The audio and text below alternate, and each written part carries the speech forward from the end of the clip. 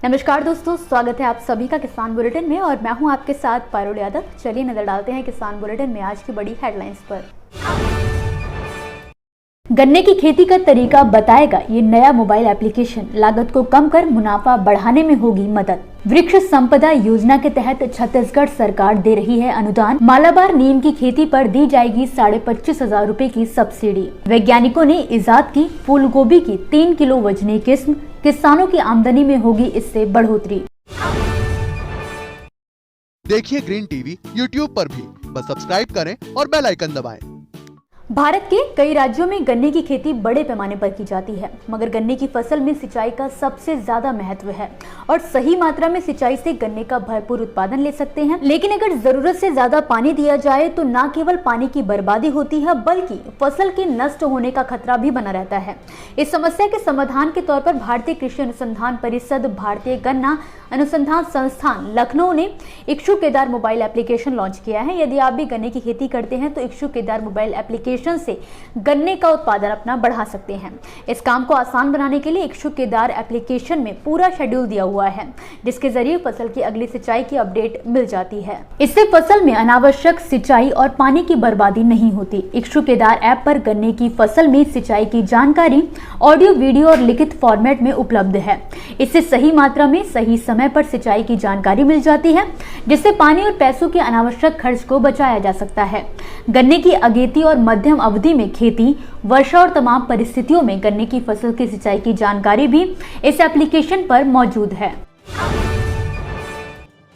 किसानों को खेती की नई तकनीक और आधुनिक खेती से जोड़ने के लिए छत्तीसगढ़ सरकार द्वारा मुख्यमंत्री वृक्ष संपदा योजना चलाई जा रही है, जिसके तहत पेड़ों की व्यावसायिक खेती करने के लिए अनुदान दिया जाता है। इसी कड़ी में सरकार द्वारा मालाबार नीम की खेती करने पर अनुदान दिए जाने का ऐलान किया गया है। आपको बता दें कि मालाबार नीम की लकड़ी में दीमक लगने की संभावना नहीं रहती और यही वजह है कि इससे बने फर्नीचर की देश और दुनिया में काफी ज्यादा डिमांड है। यदि किसान पूरी तरह से पेड़ों की खेती नहीं करना चाहते तो खेत की बाउंड्री पर भी मालाबार नीम के पौधे लगाकर छोटी शुरुआत कर सकते हैं, जिससे कुछ साल में बड़ा मुनाफा मिल सकता है। इसे देखते हुए ही छत्तीसगढ़ सरकार ने मालाबार नीम की खेती पर अनुदान देने का फैसला किया है। बता दें कि प्रति एकड़ 1000 पौधों की रोपाई के लिए 25,500 रुपए का अनुदान दिया जा रहा है। हालांकि किसानों को ये अनुदान 3 किश्तों में दिया जाएगा। पहले साल 11,500 रुपए, जबकि दूसरे व तीसरे साल में 7,000 रुपए की आर्थिक मदद किसानों को दी जाएगी। इस तरीके से कुल मिलाकर 25,500 रुपए की अनुदान राशि किसानों के खातों में भेजी जाएगी। यदि आप भी मालाबार नीम की खेती के लिए सब्सिडी का लाभ लेना चाहते हैं तो नजदीकी वन विभाग के कार्यालय में संपर्क कर सकते हैं। कृषि वैज्ञानिकों द्वारा किसानों की आय बढ़ाने और कृषि को एक नए आयाम पर ले जाने के लिए समय समय पर फसलों की नई नई किस्मों को विकसित किया जाता है। अब इसी कड़ी में उत्तर प्रदेश के वाराणसी स्थित भारतीय सब्जी अनुसंधान संस्थान के वैज्ञानिकों ने फूल गोभी को विकसित किया है। वैज्ञानिकों का कहना है कि नई प्रजाति की फूल गोभी का सफल परीक्षण किया जा चुका है। इसका रंग हरा है, मगर ये दिखने में ब्रोकली से अलग है। किसान इसकी खेती कर भविष्य में मोटा मुनाफा कमा सकते हैं। बता दें कि वैज्ञानिकों ने जब बीजों से फूल गोभी विकसित की तो इसका वजन 2.5 से 3 किलो तक मिला, क्योंकि अभी तक देश में आधे से 1 किलोग्राम तक की फूल गोभी ही देखने को मिलती है। कई बार वजन 1.5 किलोग्राम तक हो जाता है। लेकिन इस नए प्रयोग के बाद किसानों को बाजार में 3 किलोग्राम वजन वाली फूल गोभी का बीज भी उपलब्ध होगा। हालांकि इसके बीज को बाजार में आने में अभी थोड़ा वक्त लग सकता है। खास बात यह है कि ये फूल गोभी 3 किलोग्राम तक वजनी होने की वजह से ज्यादा दाम में बिकेगी। इसके अलावा ये फूल गोभी स्वाद में भी बेहतर बताई जा रही है। वैज्ञानिकों का कहना है कि ये फूल गोभी आंखों की रोशनी बढ़ाने के साथ ही कैंसर जैसी बीमारियों से बचाव करने में भी मददगार है। इसमें कैल्शियम, फास्फोरस, मैग्नीशियम और जिंक जैसे तत्व भरपूर मात्रा में हैं और इससे इम्यूनिटी सिस्टम भी मजबूत होता है। दोस्तों, ये थी वो खबरें जिन्हें हमने आप तक विस्तार से पहुंचाया, लेकिन अब हम बात करेंगे कुछ ऐसी खबरों की जिनके बारे में भी आपके पास जानकारी होना जरूरी है। तो चलिए फटाफट से एक नजर डालते हैं खेती, किसानी और कृषि क्षेत्र से जुड़ी आज की छोटी बड़ी अपडेट्स पर।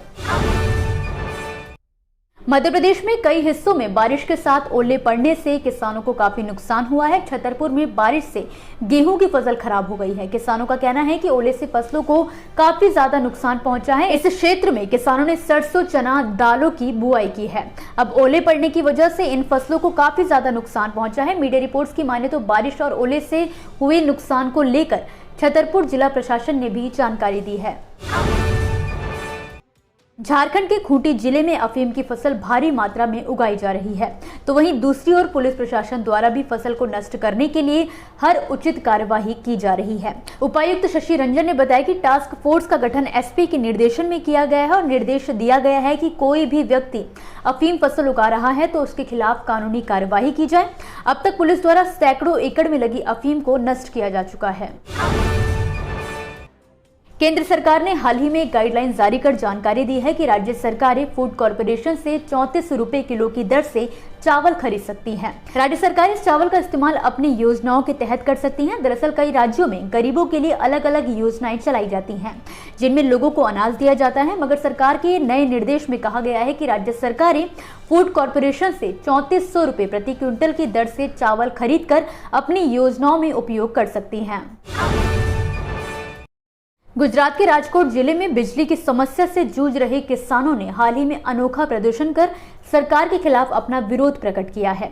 इस प्रदर्शन के तहत किसानों ने मिलकर अपने खेतों में ही एक चारपाई पर बिजली का शव रखा और जैसे अंतिम यात्रा में लोग रोते हैं और दुख प्रकट करते हैं, किसानों ने ठीक उसी तरीके से अपने खेतों में किया। किसान शव यात्रा के जरिए सरकार को संदेश देना चाहते थे कि बिजली के प्राण चले गए हैं, इसीलिए उसकी अंतिम यात्रा निकाली जा रही है।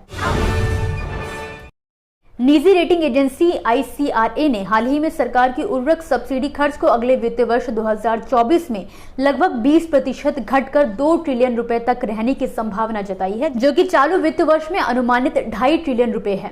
वहीं एजेंसी ने कहा है कि कच्चे माल और तैयार उर्वरकों की बढ़ती अंतर्राष्ट्रीय कीमतों में मजबूती की वजह से सब्सिडी की आवश्यकता अपने उच्चतम स्तर चालू वित्तीय वर्ष 2023 में लगभग 2.5 ट्रिलियन रुपए तक पहुंचने की उम्मीद है। इसी के साथ आज के किसान बुलेटिन की बड़ी खबरों में फिलहाल के लिए बस इतना ही। आप मुझे दीजिए इजाजत और देखते रहिए ग्रीन टीवी। नमस्कार। देखिए ग्रीन टीवी YouTube पर भी, बस सब्सक्राइब करें और बेल आइकन दबाएं।